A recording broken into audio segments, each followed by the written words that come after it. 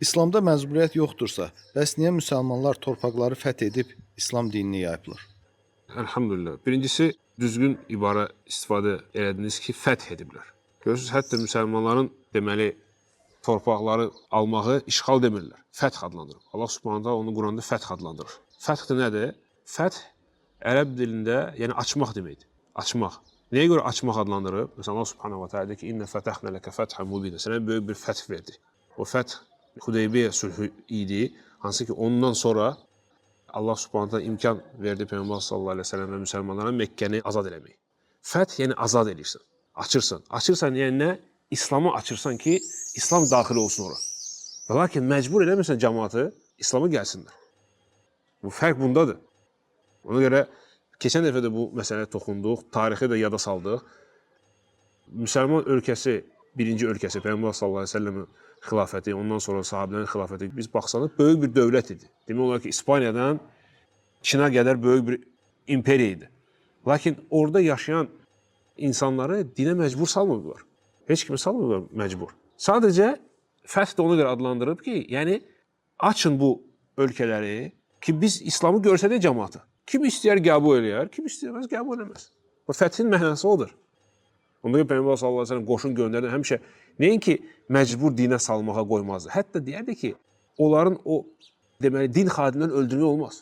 Bəli, qadın indi öz yerində, uşaq onları öldürmək olmaz, öz yerində. Hətta deyərdi ki, onların din xadimlərini öldürməyin. Baxın, baxmayın ki, kişi ola bilər. Lakin nəyə görə belə eləsəniz, onlar yəni İslamı pis baxıcılar. Ona görə də məqsəd fəthdə o edir ki, insanlar tanış olsunlar.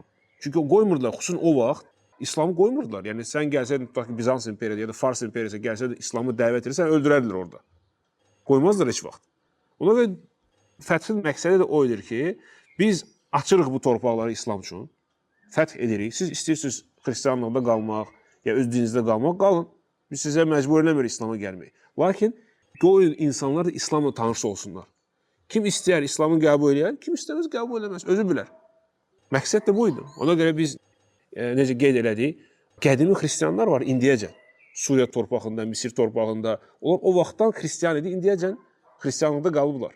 Məcburiyyət olsaydı, necə xristianlar onu Amerikada edilər, istər şimali, istər cənubi, ya da İspaniyada edilər. Görün, orada Kardov xilafəti idi. 7 əsr orada müsəlmanlar olub. O vaxt müsəlmanlar İspaniyada olanda, orada həm xristianlar da yaşayırdı, yahudilər də yaşayırdı. Lakin xristianlar gələndən sonra nə edilər? Müsəlmanlara və yahudilər dedilər ki, ya sizi öldürəcək, ya buradan çıxın gedin. Çoxsu da öldürdülər. Ya da xristianlar məcbur edilər, xristianlığı qəbul etsinlər. Və bu tarixi haqdır, həqiqətdir. Hətta biz indi də baxırıq, dünyada belədir. Sənin gücün olmasa, düşmən gəlib sən alacaq. Ona görə də xüsusən o vaxt nə indi beynəlxalq təşkilatlar var idi və s. Sən əgər qabağa getməsən, düşmən gələcək sənin üstünə. Həmişə belə olub, xüsusən o vaxt. O vaxt dediyimiz kimi heç bir təşkilat falan yox idi. Ona görə müsəlmanlar məcbur idi, getsinlər qabağı, qoymansa düşmənlər hücum eləsinlər. Lakin, baxın, müsəlmanlarla qeyri-müsəlmanın fərqi odur ki, onlar hətta müharibə zamanı böyük bir əxlaq göstərirdilər.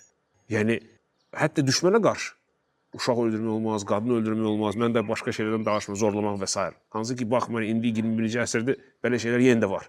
Ona görə səbəblərdən biridir ki, bu xalqlar çoxsu İslam'a daxil oldular. Çünki onlar bundan qabaq yaşayırdılar xristian ölkələrində, otpərəst ölkəsində yaşayırdılar, gördülər fərqi. Necə müsəlmanlar onlarla rəftar edirlər, necə onlar rəhimlidirlər və necə gözəl dindir bu. Ona görə dinlərini dəyişdirdilər. Lakin məcburiyyət heç vaxt yox idi.